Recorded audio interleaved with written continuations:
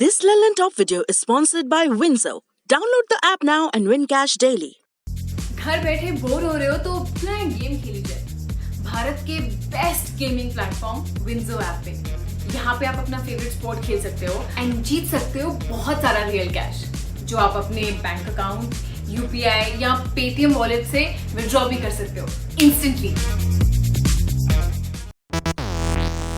नमस्ते, मैं सौरभ हूं। आप देख रहे हैं दी लल्लन टॉप। देश में कोरोना के मामले लगातार तेजी से बढ़ रहे हैं। एसबीआई यानी स्टेट बैंक ऑफ इंडिया की एक रिपोर्ट कहती है कि कोरोना के बढ़ते मामलों में जो तेजी आई है ये अप्रैल के बीच में अपने पीक पर होगी। कह सकते हैं कि कोरोना के मामले हर दिन बढ़ते रहने की आशंका है। रिपोर्ट में कहा गया है कि फरवरी से ही देश में कोरोना के नए मामले बढ़ रहे हैं। ये दूसरी लहर का साफ संकेत है। रिपोर्ट के मुताबिक ये दूसरी लहर 15 फरवरी से 100 दिन तक जारी रह सकती है। कोरोना वायरस की दूसरी लहर के कुल मामले 25 लाख तक पहुंच सकते हैं। 28 पेज की इस रिपोर्ट में और क्या है? 28 पेज की इस रिपोर्ट में कहा गया है कि स्थानीय तौर पर लॉकडाउन और दूसरी पाबंदियां अप्रभावी रही हैं। महामारी से निपटने के लिए बड़े पैमाने पर वैक्सीनेशन ही एकमात्र उम्मीद है। रिपोर्ट में राज्यों में टीकाकरण की गति में वृद्धि के लिए भी सुझाव दिया गया है।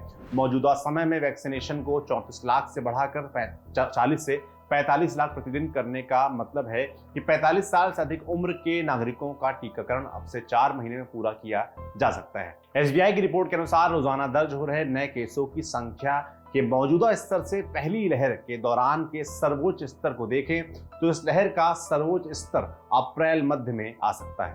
आर्थिक संकेतकों पर फोकस करते हुए एसबीआई की रिपोर्ट में कहा गया है कि बिजनेस एक्टिविटी इंडेक्स जो हाई फ्रीक्वेंसी इंडिकेटरों पर आधारित है, इसमें पिछले सप्ताह के दौरान गिरावट दर्ज हुई है और कुछ राज्यों द्वारा लागू किए गए लॉकडाउन और पाबंदियों का असर अगले माह तक दिख सकता है। केंद्रीय स्वास्थ्य मंत्रालय के आंकड़ों के मुताबिक भारत में 25 मार्च को कोरोना वायरस के 53,476 नए केस दर्ज किए गए, जो पिछले 5 महीनों का उच्चतम स्तर है।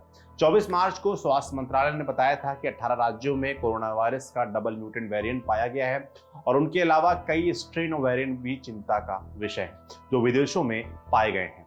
हालांकि ये साफ नहीं है कि कोरोना संक्रमण के मामलों में जो तेजी दिख रही है वो इस नए स्ट्रेन की वजह से है या नहीं। देश में अब तक 1,17,87,508 लोग कोरोना से संक्रमित हो चुके हैं। देश में एक्टिव मामलों की संख्या 3,92,290 है। आईसीएमआर के महानिदेशक बलराम भार्गव ने 24 मार्च को कहा था कि वायरस के खिलाफ हमारी जंग को 1 साल पूरा हो चुका है। हम दूसरी लहर की शुरुआत देख रहे हैं। हमारा फोकस टेस्टिंग, मास्क पहनने और वैक्सीनेशन पर होना चाहिए।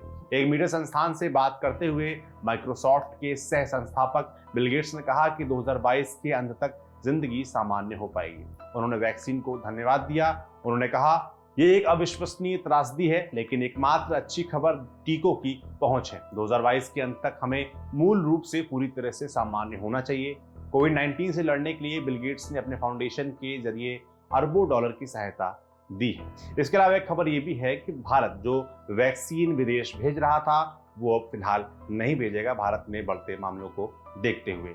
कोरोना पर ऐसे तमाम अपडेट्स के लिए आप देखते रहिए दी लल्लन टॉप। फेसबुक पर क्या फैला, ट्विटर पर कौन हुआ ट्रोल, यूट्यूब की ट्रेंडिंग से लेकर इंस्टा के सब झोल, सोशल मीडिया की हर उठापटक एक जगह। सोशल लिस्ट सोमवार से शुक्रवार रात 10 बजे दी लल्लन टॉप पर।